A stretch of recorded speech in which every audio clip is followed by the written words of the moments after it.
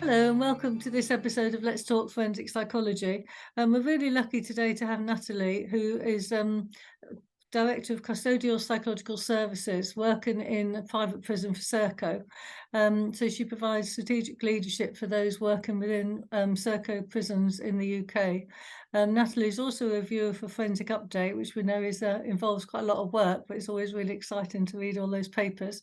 And she's always sort of shown her passion for forensic psychology through her promotion of private sector prisons. So I really appreciate you giving your time today, Natalie. So I wonder if you could tell us a bit about your route into forensic psychology. So yes, I mean it feels like the dark ages now, back when I was doing A levels and that sort of thing. But I feel like I need to start with a confession because I didn't get the A level results that I needed to actually get into the university course. So I went through clearing, and I'm a big advocate of clearing and second choices and knowing that sometimes the path isn't straight. So I managed to get into the university I wanted to go to anyway, which was Plymouth University, and there was a new course there which they called me about, called a Bachelor of Science in Psychology with Criminal Justice Studies. And I feel like that kind of set me up right from the beginning, because I had a real passion for the criminal justice side of things, and well, obviously along with the psychology. So after completing that, I got a job at H&P Foston Hall, working with the women there as a psychological assistant, and then promoted to forensic psychologist in training. I did my masters there, and gradually sort of worked my way through. And once I'd finished my masters, I was on various different coloured books of the old routes of forensic psychologists in training. And then I went to Calverton Hill Hospital. So having done a few years of working, I think it was 6 or 7 years of working for HM Prison Service, I worked for a secure hospital. And really my thinking there was I wanted to get some experience of different places that a forensic psychologist could be before I was qualified, because I still had that safety net of having a supervisor there. So yes, that was Partnerships and Care at the time. I think they've been taken over by Priory Group now, but I worked there for a few years, and then in 2010 I came to H&P Dovegate, which is owned by Serco. So I've worked for Serco for 13 years. And my first role was as head of assessment for the therapeutic community there at Dovegate. And I've had various roles since then, but mainly at Dovegate. And then I got this role of Director of Psychological Services 5 years ago. So that was my route, which, like I say, it feels quite straight looking back. But at the time, all of those decisions didn't feel easy. It gives you the breadth, and I think we've talked a lot on the channel about various places that we work and how to get into different roles and being able to branch out into different areas that we wouldn't normally think forensic psychologists work in. But I guess we've always talked about transferable skills. And in some places where you end up and some people work in all sorts of settings, much like clinical psychology or counselling psychology. It's over And so much. It's having those opportunities to work with the different disciplines of psychology as well. Because when I was in the hospital, I worked with clinical psychologists. A few of my friends came out of the forensic psychology route and went into educational psychology. So I love all those, thinking about all those different crossovers. And at one point I thought I absolutely loved working with women. I worked with female offenders in the prison and female offenders in the hospital. Never thought I'd work with men, and that's what completely changed 13 years ago. So how does it differ then, working in HBPS but going over to work in the sort of private sector prisons? What's been your sort of experience? So just to explain kind of what the private sector prisons are all about, we've got 3 different private providers, and Serco being one of them, G4S is another, and Sodexo is another. In the UK, obviously there's others in other parts of the world. And essentially, so that there's 17 prisons in the UK which are run by private providers. Really, that's what we do is we run the prison on behalf of the government, whether that be the English government or England and Wales or the Scottish government, because we have one of our prisons in Scotland. But day to day, if you walked into a prison, there's very little difference, I would say. I mean, I'm speaking from my own personal experience, but it looks and feels like a prison. There's no sort of different chemistry or anything like that. But so what I like about the fact that we have, so Serco have got 6 of the 17 prisons, and we have quite a range within that, and as do Sodexo and G4S, obviously. So we have a prison Ashfield, which is solely for prisoners convicted of sexual offences. We have 2 local prisons, Doncaster and HMP Thameside. We've got HMP Dovegate, which is a Cat B sort of long-term, high secure type prison. We've got our brand new prison, HMP Foss Way, which is Category C resettlement, very big prison. And then we have HMP Kilmarnock, as I say. So that's a completely different government that I work with when I'm doing the work up there. It might help actually to also just take a slight step back and explain Serco as a company, because someone said to me once that Serco is the biggest company that you will have never heard of, and I certainly hadn't heard of Serco before I came to work for them. But it's a very big global company, and they've got 5 different divisions, one of which is justice and immigration, J&I. And the prisons fall under the justice part of that, but we also have the arm that is immigration. So we have another 3 immigration removal centres, which are for people who have not been accepted in asylum seeking and are waiting to be deported back to their country. And we also have the Asylum Accommodation Support Services contract, which is everything you've probably heard about in the news recently, around people supporting people who are asylum seekers. So yeah, it might just put that in context, that Serco's a very big global company. The other prisons we have are in Australia and New Zealand, but then focusing down that we've got the 6 in the UK. I was wondering, if you work for a big company like Serco, if there's more opportunity. I mean, you were saying there about having prisons in Australia, New Zealand. Is there more opportunity that people might move around? And I suppose that you wouldn't necessarily get if you're working perhaps in HMPPS or the NHS. Yeah, absolutely. I mean, part of my job is I have calls with the prisons or people connected with the prisons in Australia and New Zealand every now and again, and some of the work that I would do would be more as a consultation sort of piece, maybe talking about what psychology work we do in the UK and what we could bring to the Australian prisons, and vice versa, obviously. But equally, yes, absolutely, with something we're exploring at the moment, looking at secondment opportunities for people to work in Australia in their prisons and vice versa. Equally, certainly my colleagues in the HR department are keen, both in Australia and back here in the UK, to look at how we can recruit better across the two areas. There's also some opportunities. We've had someone in the past, one of our heads of psychology went to New Zealand. I can't remember if it was for a week, maybe 2 weeks, to do some really sort of close work consultation with some projects that they had there. So yes, it's a real opportunity that we have. That sounds really interesting. And what are the routes in then? How do you become employed by Serco as opposed to HMPPS? I would say it's quite similar routes. So we have a website, we have a careers page. I do quite a lot of work around conferences and trying to sort of help people to think about Serco as an employer, I guess. But in terms of how would people come in, I guess there's a lot of different routes, and I'm really keen to keep that and preserve that. I think, as I said earlier, I think not one route will suit someone the same as someone else, and I quite like the way that life twists and curves.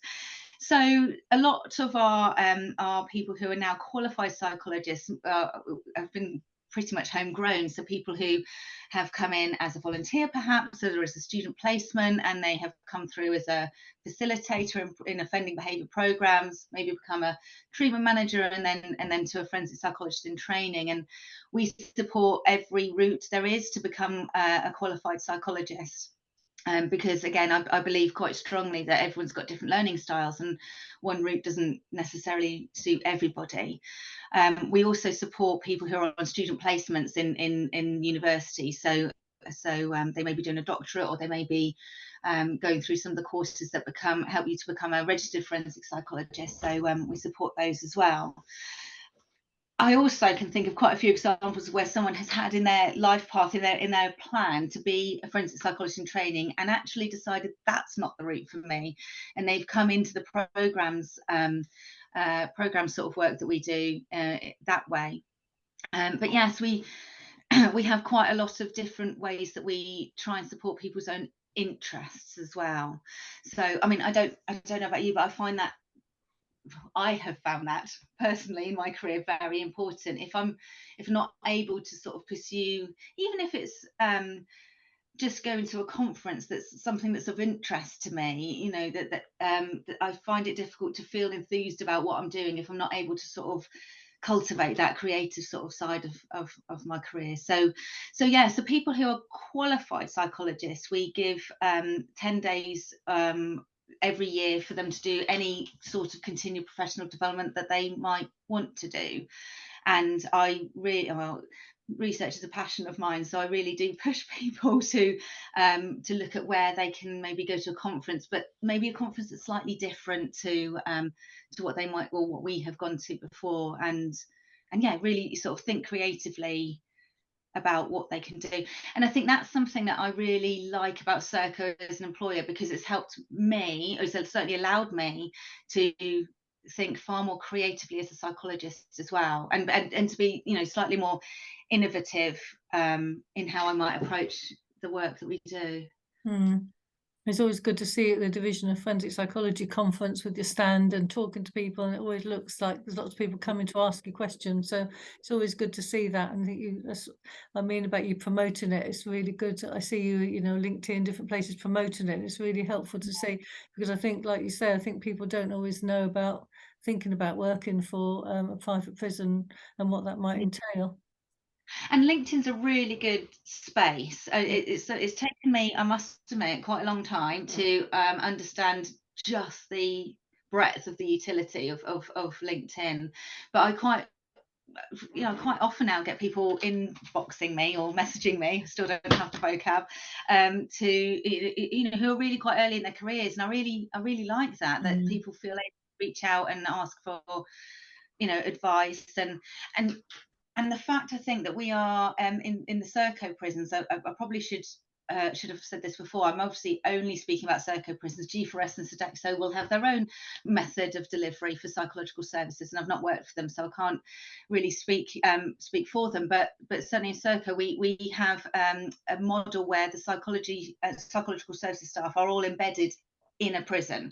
So we don't have a geographical model. We have, you know, if someone is employed by Dovegate, they work at HMP Dovegate. But that said, because we have the flexibility, we're quite, you know, it's only 6 prisons. We're quite small, but we've got a real breadth both across the UK with Bristol and London in the south, and all the way up to Glasgow.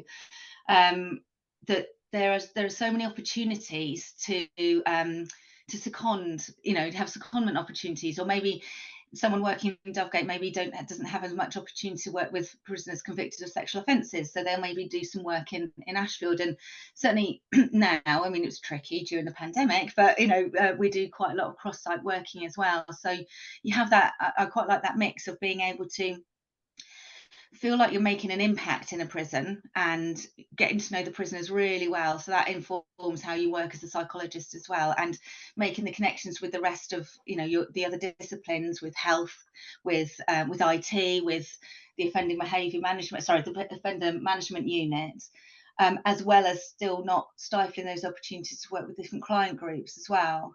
So, like, as an example, we have a senior forensic psychologist from HMP Ashfield who's currently on a secondment, quite a long-term maternity cover secondment, as the head of psychology in HMP Kilmarnock, which is completely different. You know, the Scottish Prison Service is a very different way of working. So it's a really good opportunity to diversify and, you know, continue your growing edge. And it must be great for trainees to have a breadth as well, to go and do a piece of work in another establishment to get that experience. Absolutely. And I'm quite keen that we do keep an eye that people aren't sort of spending too long on one area, you know, because you wouldn't want people to get too stifled or too, you know, in some ways burnt out in your career. But absolutely, yeah, there's a lot of breadth there for trainees. The work of a psychologist and a forensic or practitioner psychologist, is it quite similar? Are there differences? How do you feel about the work? Yeah, it's very similar. And as I say, we're delivering on behalf of the governments, whether that's England, Wales, or Scotland. So if you're a forensic psychologist working in a public prison, what we're delivering is very similar, if not the same. You know, it's the same outcomes that we're working towards. I think some of the opportunities that we have, as I was saying earlier, about bringing some creativity to how we work, I like how we can see a gap, you know, potential in our delivery, and we're able to then work through with not just in psychology, because as I say, we're not siloed, we're very much embedded in the prisons, but working with the senior management team, the prison service, the prison directors, the governors, to look at what solutions we could come and work through. So an example I think would be gosh, I think it was about 7 years ago now, we started work on what we've called social responsibility units.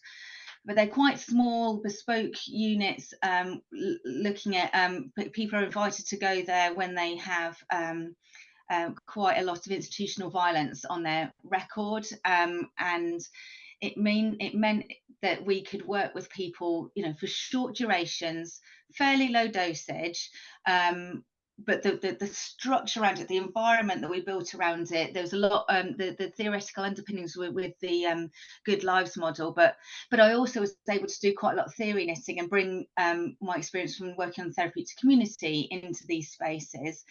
And what we realised as they developed over time is really this was filling a gap that we hadn't really perceived in the offender personality disorder pathway of those people who may not even be convicted, may not have a diagnosis of personality disorder, but actually were showing some behaviours which were quite tricky in prison. So we were able to work with them and signpost and really clearly signpost. And that those units were very, very closely delivered by both psychology and operations together, really, really, really closely together. And it just so yeah, I guess that's just an example of where we could see something. There was some quite high violence in one of our prisons. We're able to respond to it, and we've developed it over time. And even now, we're still developing, looking at smaller units and being able to respond to the prison population in front of you, I guess. It sounds really innovative and interesting to be able to do something like that, which is, like you say, a bit more creative.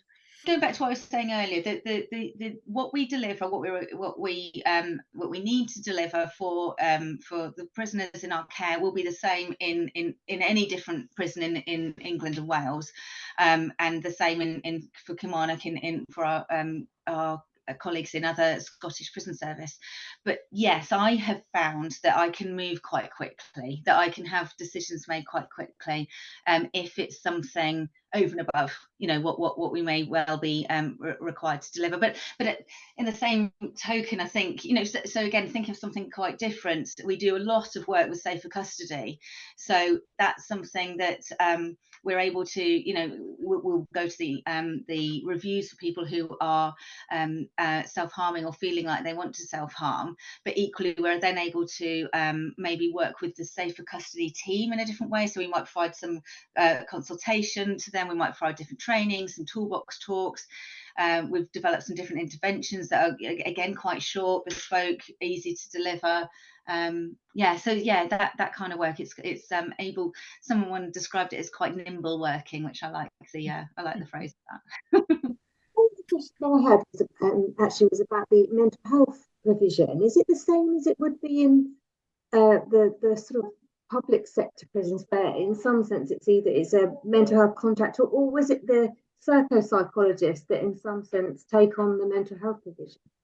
Yeah, no, it's the same as any other prison. So it's the healthcare providers, and I'm sure it's the same as any other prison. We work in conjunction with to make sure that we are we're absolutely supporting each other.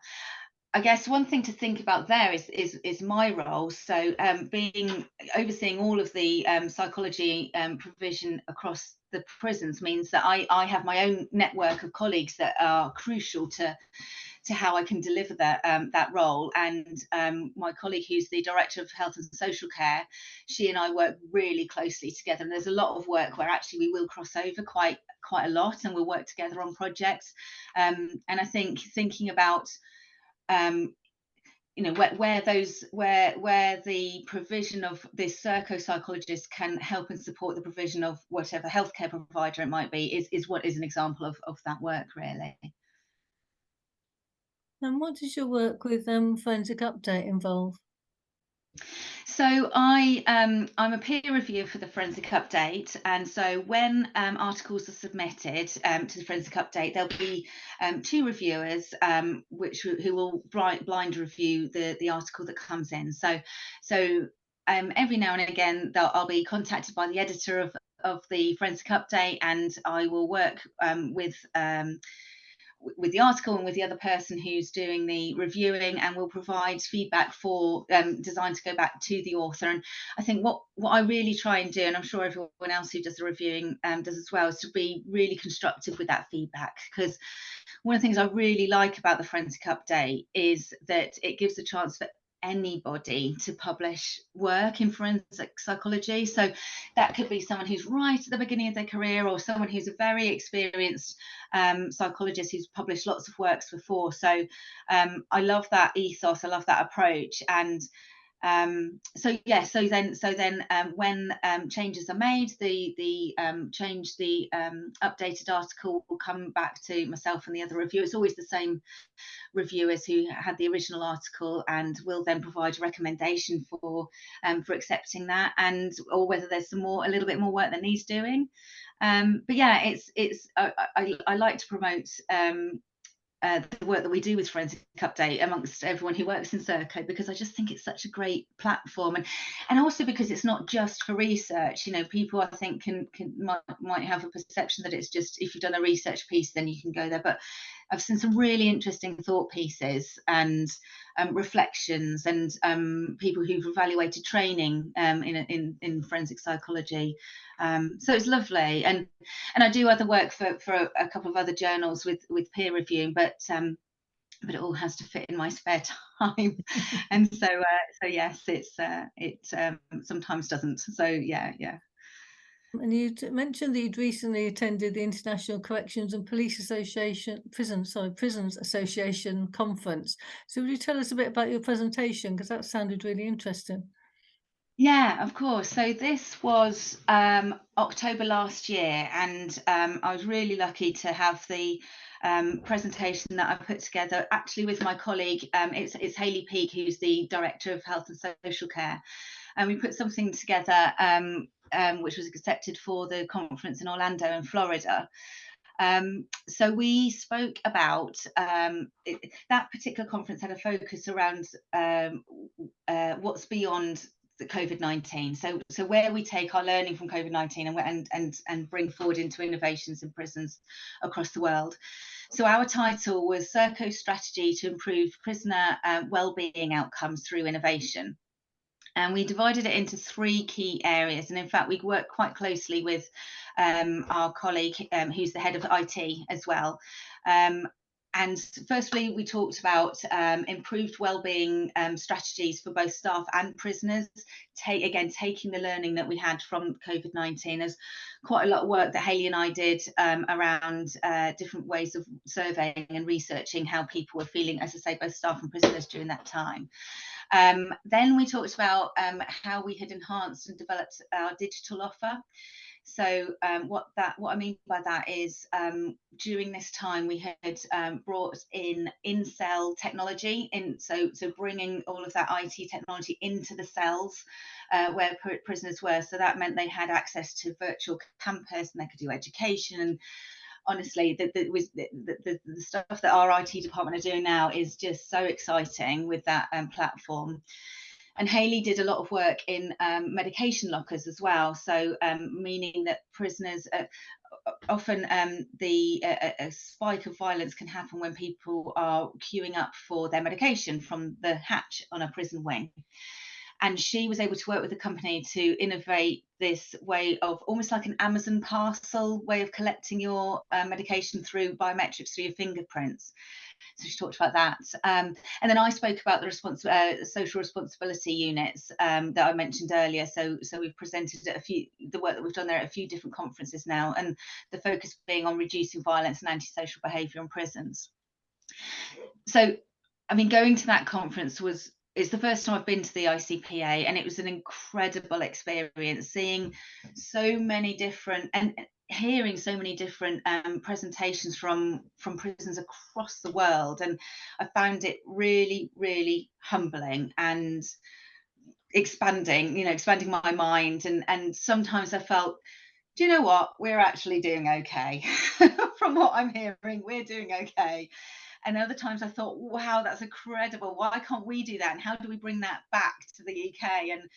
And I found it really sobering at times also when I thought about the things that I moan about and frustrate me. And then I see actually some prisons in some parts of the world, they're just trying to feed prisoners and deal with unimaginable overcrowding situations, which it really puts in perspective some of the things that frustrate you. So as a result of going to that conference, though, I'm now on the Research and Development Committee for the ICPA, and shortly I'm going to join the Health Committee for the ICPA, because it took me a little while to realise, but actually that's where forensic psychology fits in a lot of the global platforms, not separately. It is within health, obviously not in the UK.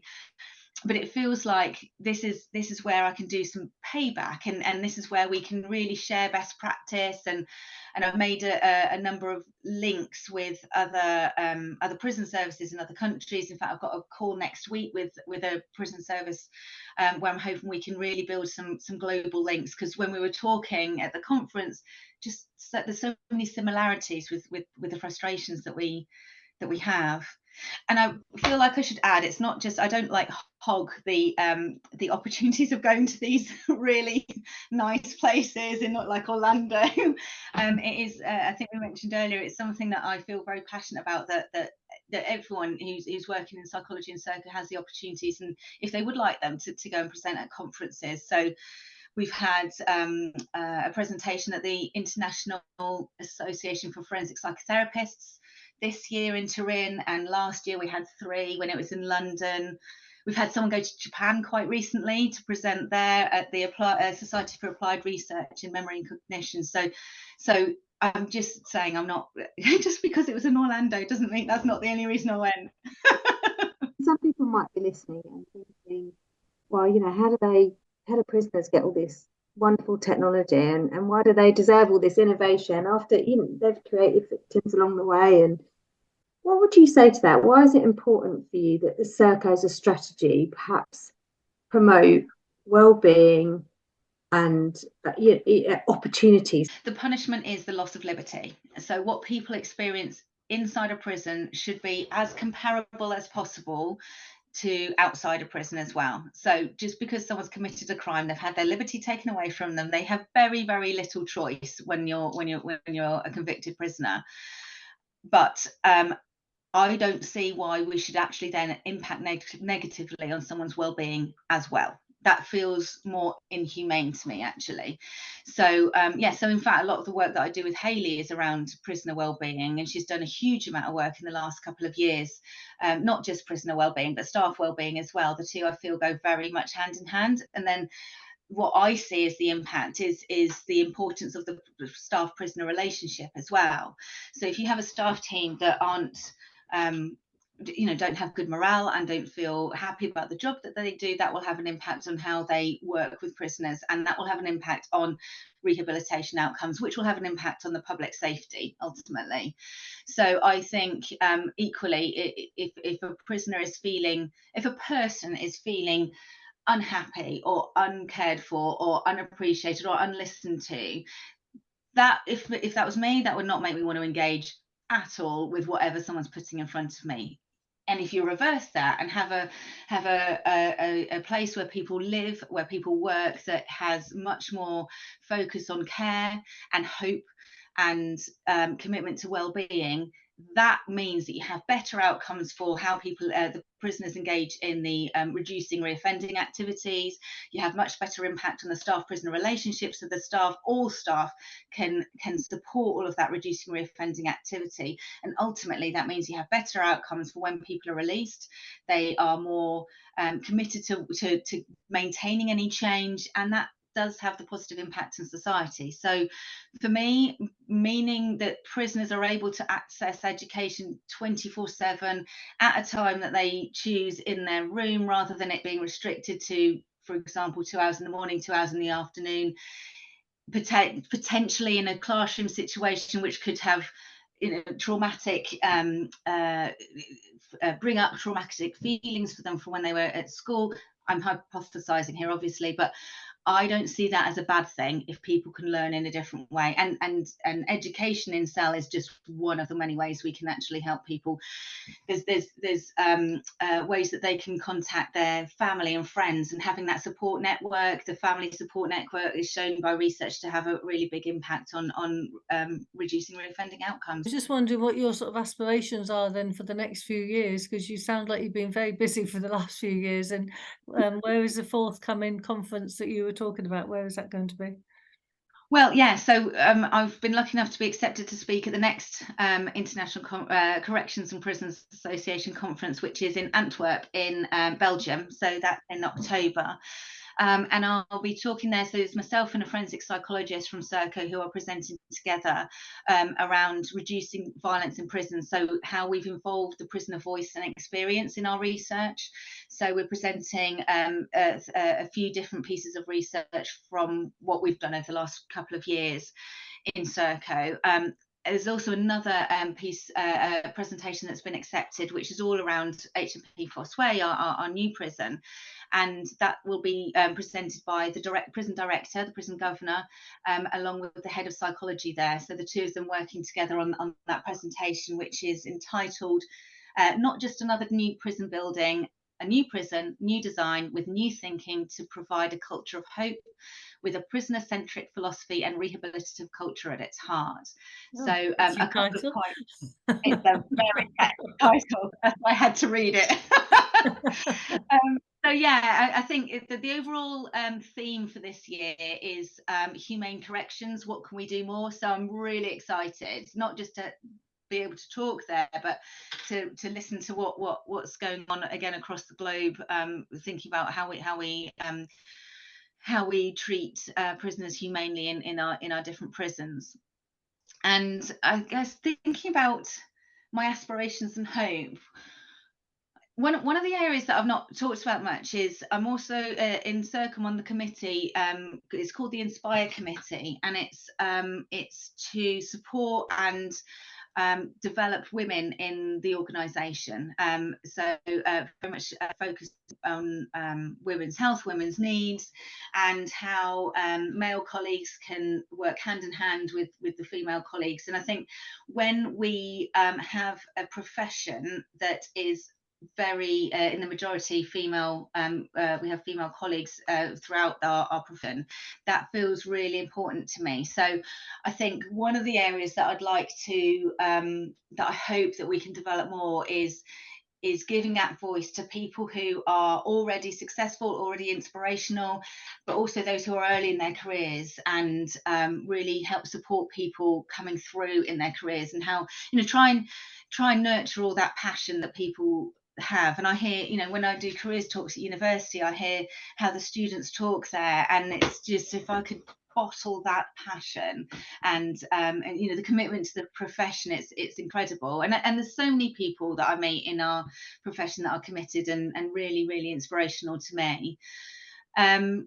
One of the areas something I mentioned earlier is that Serco have the division I'm within is justice and immigration. So thus far I've been working very predominantly in the prison area, and I do have opportunities, and I am able to talk to our colleagues in the immigration side of the business you know, some consultation that I've been able to give there. But I'd really like to think about how forensic psychology could come into how we work. I mean, I'm not just talking about Serco, I'm thinking more nationally around how we work with people who are here in the asylum system or are in immigration removal centres, and the amount of trauma that people must have gone through to get to a point where you have to leave your country and undertake goodness knows what kind of a journey to get here, and then think about how we work with them, because I think that would be a really valuable area to think about and to pursue.